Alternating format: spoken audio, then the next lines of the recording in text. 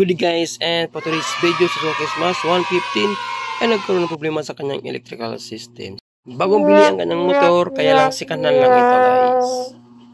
Nagtataka siya kung bakit daw biglang nag-drain ang kanyang motor bago pa lang pag-charge sa kanyang battery. So ulit ang susi guys para ma-check natin. Yun o, napakahina ng ilaw ng kanyang neutral light. Totoo talaga sinabi ni Bossing na hindi nag-charge ang battery ng kanyang motor. Paandarin natin guys.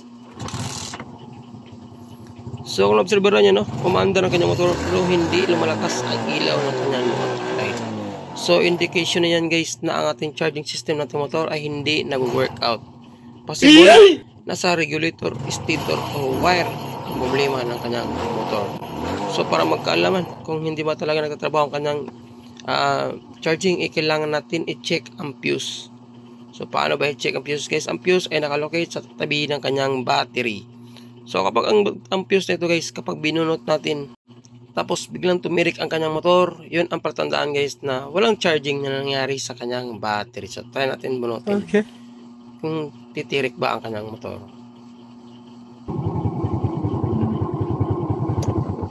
So yun nga guys, patay ang kanyang motor at nawalang ilaw ng kanyang neutral light sa kanyang dashboard. So ngayon try natin paandarin na walang fuse kung aandar ba siya.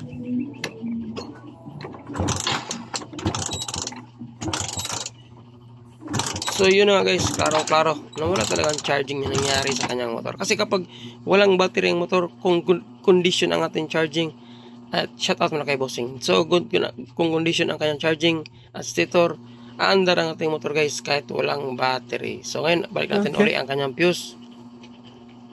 Kasi battery lang ang bumuhay sa kanyang electrical system kung bakit umaandar ang kanyang motor. Pero kapag walang charging, automatic unti-unti mo i-drain ang ating. Pwede guys, umaandar ang kanyang motor kapag may battery. So kapag binunot natin siya, bigla siyang tumitirik. Humihina ang kanyang battery. So habang tumatagal guys, kapag hindi niyo pina-check ang charging ng inyong motor, naubos ang supply ng ating battery. So ito lang gawin nyo guys na kapag Suzuki Smash user kayo at nakalocate ang inyong regulator sa harapan. So ito ang dapat nyong gawin para magkaroon kayo ng idea kung paano i-troubleshoot ang inyong motor. Una, tanggalin nyo muna ang inyong regulator sa harapan. Tapos i-check nyo ang bawat socket o bawat supply ng ating regulator. Sa ating regulator is meron kayong makita ng red, white o white, red, yellow, white o yellow,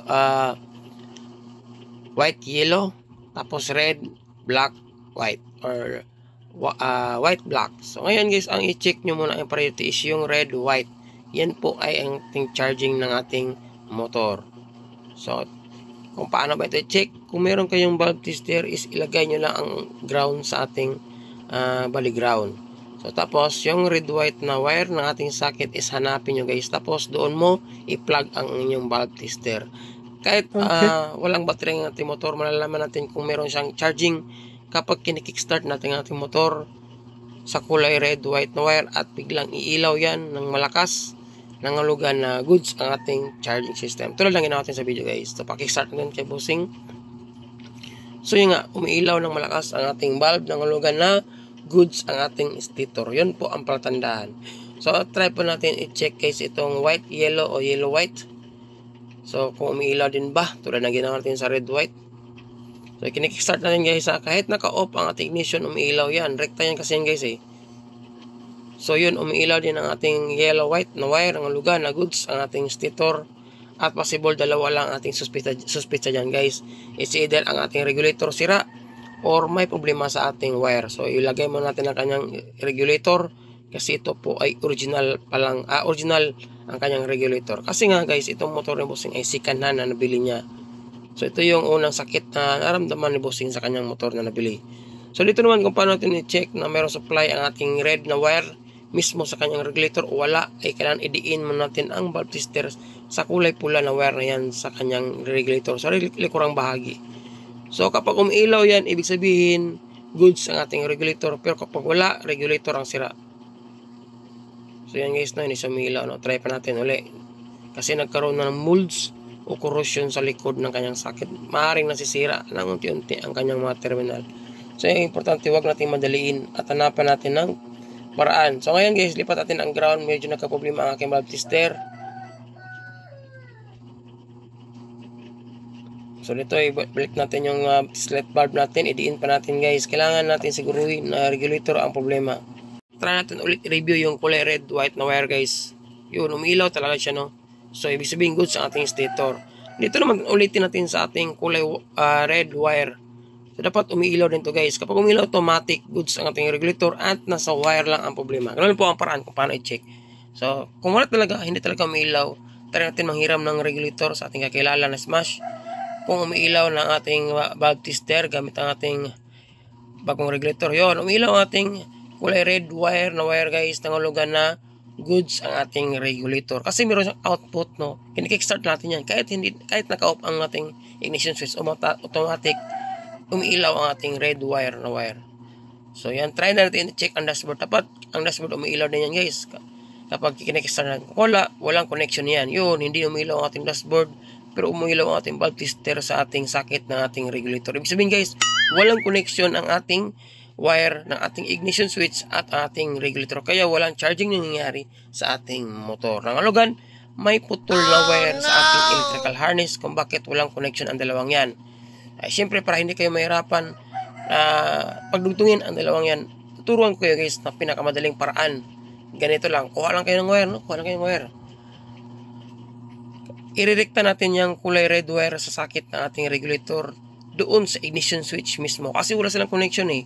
Ang may connection lang is yung battery natin at ating ignition switch. Kaya umaandar ang ating motor. Kaya lang, itong pinaka-importante na part ng ating regulator is wala siyang connection sa ating harness. Hindi siya naka-series guys, no? Possible, may putol na linya sa ating electrical harness. Kung pagsasurihin natin, mahaba ang ating pagtatrabaho kapag hanapin pa natin yung banda kung saan naputol ang wire. So, pero may magic tayong gagawin guys. Ito, idiin nyo lang ang wire na kinuha nyo na dudugtong natin sa ating ignition switch. Yan, sa kulay pula lang guys, sa kulay pula sa ating regulator. Tapos, irekta nyo, itap sa ating ignition switch. Idikit nyo lang siya guys sa ignition switch. Yung kahit sa orange or pula sa ating ignition switch, ang importante is maidiin natin siya at malalaman natin na may putol talaga ng wire. So, ganyan yung paraan guys. So, napakasimple lang. Tapos, idikit nyo sa ignition switch. Kapag umaandar yan, ibig sabihin, putol talaga ang wire sa ating electrical harness na kulay pula. Connection sa ating battery, ignition switch, at sa ating regulator. So, try natin. Musiga pa neutral. Saan ka gawin kamera? Yun, no? Umandar siya guys, no? Nirekta natin siya. Nag-blink ang kanyang regulator. Ibig sabihin, goods talaga ang kanyang charging ng kanyang motor. So, try natin ulit. Yun, no? Umiilaw siya guys. Nag-blink siya na nirekta natin. Wala pa yung baterya. Yun, no? Tinap lang natin yan, no? Yun, wala pa yung fuse. Wala pa yung fuse. Nakaputol pa ang fuse. Na umaandar siya na walang battery. Nangulugan guys na nag-function na ang ating charging system na ginawa natin nirekta yung kanyang regulator at saka ignition switch. So yun, tap natin yung fuse mamaya guys. So for the meantime, na-confirm natin na wire lang problema sa motor na bossing at hindi sira ang kanyang regulator at saka kanyang stator. Umaandar siya kahit walang battery. Yun, no? Diba?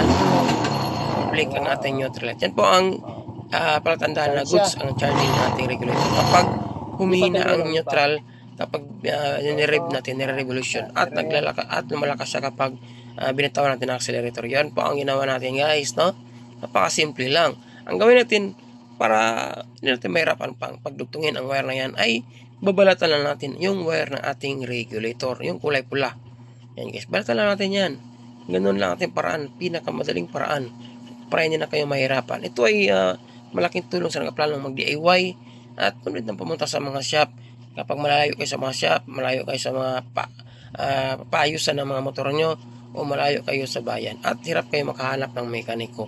Kapag ganitong senaryo ang nangyayari sa inyong motorsiklo, balatan nyo lang kulay pula ng wire na yan, tapos hanap lang kayo ng kaunting wire, tapos idugtupong nyo lang sa inyong kulay pula na wire sa inyong regulator at kulay pula na wire sa inyong ignition switch. So malapit lang yan guys, no? Yun, no? Yung hinila ko, tanggalin nyo na ang switch ng inyong ignition switch. tapos balatan nyo yung kulay pula na wire na yan. Ganun lang po ang pinakamabilis na technique para palabas ninyo ang charging ng inyong motor at automatic iilaw ang ating dashboard kahit walang fuse o connection ng ating battery. Automatic aandar yan.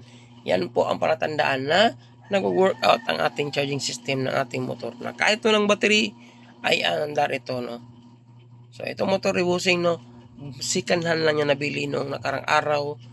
Natataka siya, pinacharge na kanyang battery, tapos isang araw lang daw is unti-unti daw humina ang kanyang battery at minsan pa is natitirikan si bossing. Ngayon pinacharge na ulit, doon na unti-unti namang nag-drain, kaya isa nang gunin na ni bossing ang kanyang motor sa ating shop.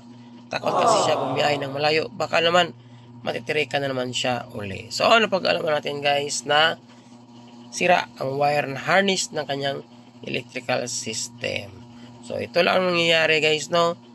Pagdugtungin natin ang supply ng ating ignition switch na kulay pula at kulay pula ng ating regulator. Tapos na ang problema sa motor ni bossing. Nakakatipid pa si bossing, no? At hindi pa siya nakagastos ng malaki. Wala siyang babayaran kundi libor lang. So pagdugtungin natin itong kulay pula na wire ng ating regulator guys. Dito, yan yung binalatan natin at tamang-tama lang yung puputulin nating wire. Yung tamang-tama lang ang taas niya. Ay siyempre kung ikaw ay bago pa lang sa ating channel, kung sa tingin mong video ito na ginawa ko ay malaking tulong sa pagresolba at pagsaayos pagdi-DIY sa inyong motorsiklo, ay siyempre huwag kalimutan mag-subscribe sa ating YouTube channel. At kung ikaw ay sa Facebook page na nakapanood sa video ito, ay siyempre huwag kalimutan i-like at i-follow na rin ang ating Facebook page. Maraming salamat. So yan, na-connect na natin guys. So huwag kalimutan lagyan ng electrical tape both side, tapos kung maaari balutin natin guys, no, yung ating wire, no, hanggang sa ating ignition switch para malinis sa tingnan, para walang dinugtong nangyayari sa kanyang motor. Mas may guys, kung mayroon kayong panghinang, yun ang pinaka advantage, na mas nahinang natin yung wire na dinikit natin guys, o in-splice natin, no, para lifetime talaga hindi siya magkaroon ng loss of contact or corrosion. So na-connect na natin, ibalik na natin ang kanyang regulator, since na-confirm natin na electrical o nasa wire lang ang harness, sa wire harness lang ang problema ng kanyang electrical system. So ito na, magkaalaman na. Paandarin na natin na walang battery. Let's go! So, paandar na siya. So yun guys, nagbiblink ng kanyang neutral light. Umandar na ating motor at i-rave natin kung goods ba, condition ba. Balikan natin ang fuse. Balikan ang fuse. Balik natin ang kanyang fuse guys, para makaalam na kung angat ba ang charging o lalakas ba ang ilaw ng kanyang neutral light. Tutulan niya na. Fuse. Ano? Tulad natin inasahan guys, lumalakas ang ilaw ng kanyang neutral light kumpara nung una, nung pinaandar natin siya na makulimlim at hindi nag-angat ang kanyang charging. Ibig sabihin, nag-workout na ang ating regulator, no?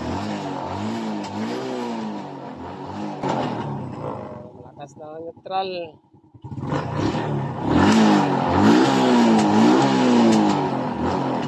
Okay, tanggalala sa fuse dong. Last. Tanggal natin uli ang fuse kay bossing kung hindi na batitirik ang kanyang motor. Wala sa fuse ha. So yun guys, nakatanggal lang ang fuse. May fuse At goods naman ang resulta ng kanyang motor. Umandar naman kahit walang battery. Sabihin, nag-workout ng ating charging system. Yes. Charging. Okay, last dong. Last out na dong. Final dong. Balik na lang extra fuse dong. Adjust na naman yan. Out na ng fuse dong. Okay. Ito, hayag na kayo mga neutral. Kailangan pampalit ito gani. Hayag na kayo neutral. Yun na ang problema sa motor ni bossing guys, na walang iba kundi wire lang. So mas maigi talaga na manood ng mga tutorial para makatipid at hindi basta-basta bumibili ng pisa.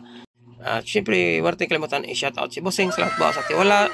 At sana may natutunan naman kayo sa ginawa kong video ito guys. Kahit kayo kaya nyo mag-DIY o mag-repair sa inyong motor. Kapag kayo ay baguhan pa lang at ngayon na nagbang motor at syempre naka-experience ng ganitong senaryo, mas maigi i-double check nyo muna ang mga pesa kung tumayad ang pesa at hindi, para hindi kayo basta-basta makagastos ng malaki sa mga shop na papuntahan nyo. Maraming salamat at syempre see you sa aking next video. Ride safe, God bless, ayos.